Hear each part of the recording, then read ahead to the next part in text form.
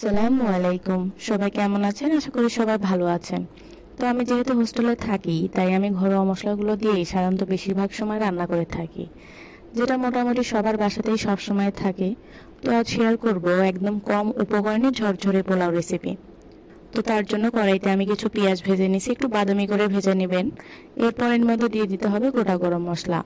গোটা গরম মশলা দেওয়ার পরে একটু ভেজে নিতে হবে। যখন সুন্দর একটা স্মেল বের হবে, তখন দিয়ে দেবো আগে থেকে বেটে রাখা আদা রসুন আর জিরা বাটা। এখন মশলাটা ততক্ষণ কষাবো যতক্ষণ না কাঁচা গন্ধটা চলে যায়। এই তো কাঁচা গন্ধ চলে গেলে দিয়ে দেবো ধুয়ে রাখা চাল। সম্ভব হলে চালের পানিটা ভালোভাবে ঝরিয়ে নেবেন আগের থেকেই, এতে করে পোলাওটা ঝরঝরে হবে। তারপর চালগুলো ভালোভাবে ভেজে নিতে হবে। চালগুলো নাড়ার সময় পাতিলের গায়ে যখন শব্দ হবে বুঝে নেবেন চাল ভাজা শেষ।